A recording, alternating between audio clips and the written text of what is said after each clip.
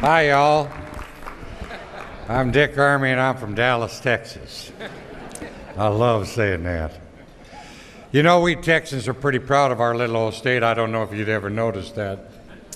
I always like to point out in Texas we don't polish our boots very often, but we never polish anybody else's.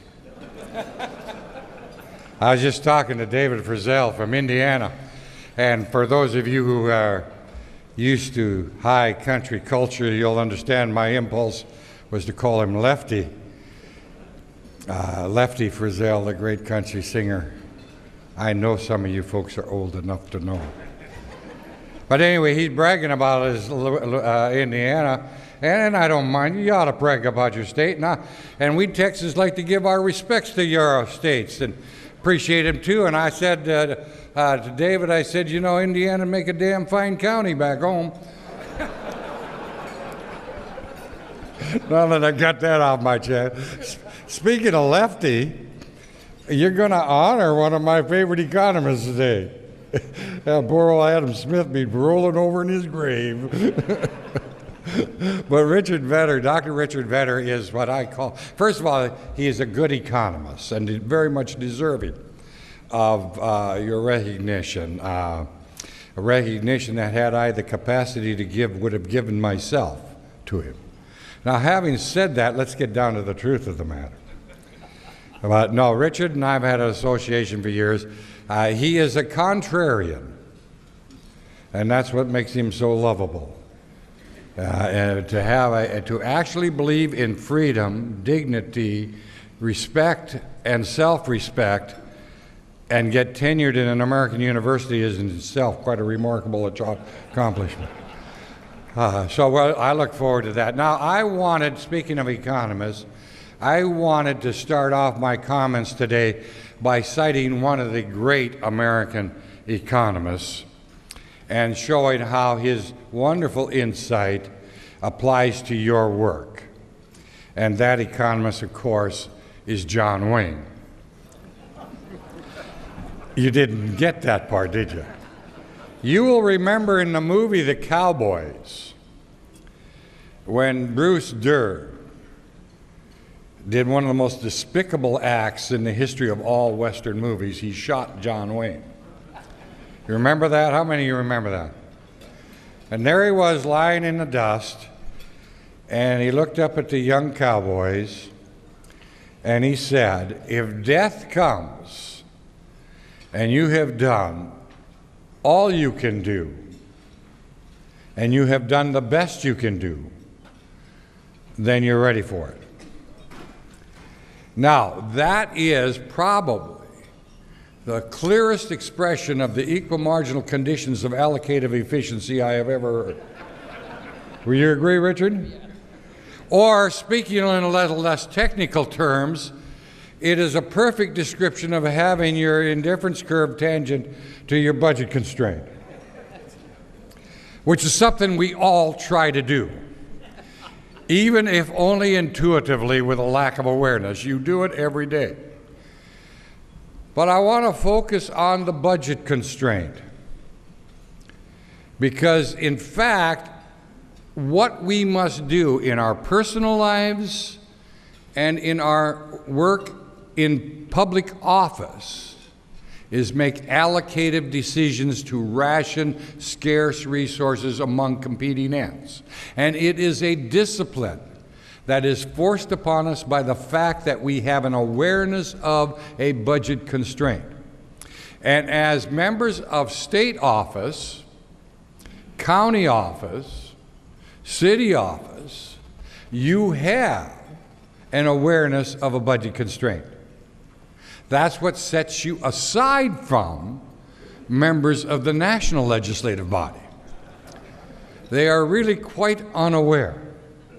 Armey's axiom is, by the way, that no person will spend someone else's money as wisely as they spend their own. And that is proven every day in Washington. As a matter of fact, it has been my observation that there are only three definable groups of people who have the privilege of spending somebody else's money: children, thieves, and politicians. And that they all need responsible adult supervision. And probably incarceration on occasions. You send your children to their room, you can send the thief to the pen, but where do you send the politician? Home. Yeah, that's the most frightening thing of all for them. But at any rate, what we do, and if we have an awareness and a discipline about it, it translates into good service on behalf of the constituents that elected us, is we allocate the scarce resources among these competing ends, and we do it in such a way, just as we do at home or in our business, that we live within our means. Now, what they do in Washington is they live beyond their means to the tune of $450 billion. How in the world can you do that? And do it consistently, apparently forever. But you can't do that. You can't do that in the state government in Indiana. You couldn't do it in the city. You certainly couldn't do it in your county. Only in Washington to get away with that.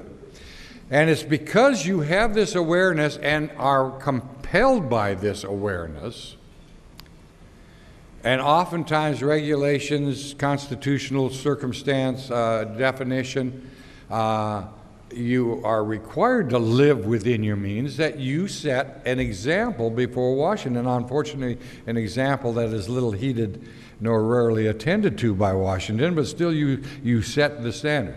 In other words, if you want to learn about how do you do good governance, I say look to the states.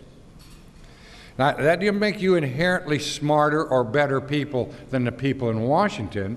It means you have your decision criteria mechanisms are governed by a condition that they have the luxury of ignoring, the budget constraint. Now, I'm watching this process of where we are in our economy today. The budget constraint, ladies and gentlemen, I'm going to give you a news flash that I'm sure you were not aware of, is getting tighter. How many of you had noticed that? The fact is, even today, picking up USA Today, I noticed that because of the high gasoline prices, toll receipts are down. Tax receipts are down.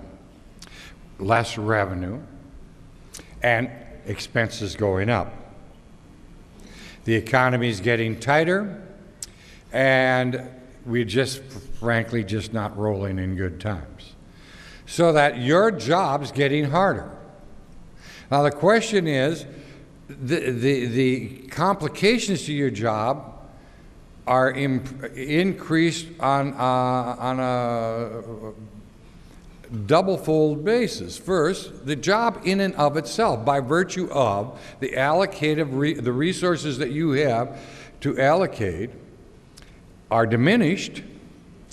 And secondly, the demands that come to you are expanded. People say, we need you to help us make up for our shortfall. Now, part of the problem is, in allocative issues, is you don't have the luxury to rather, with indifference as it were, do what Schumpeter called creative destruction. If you're going to allocate more resources to something in a world of scarcity, you have to be free to allocate resources from something.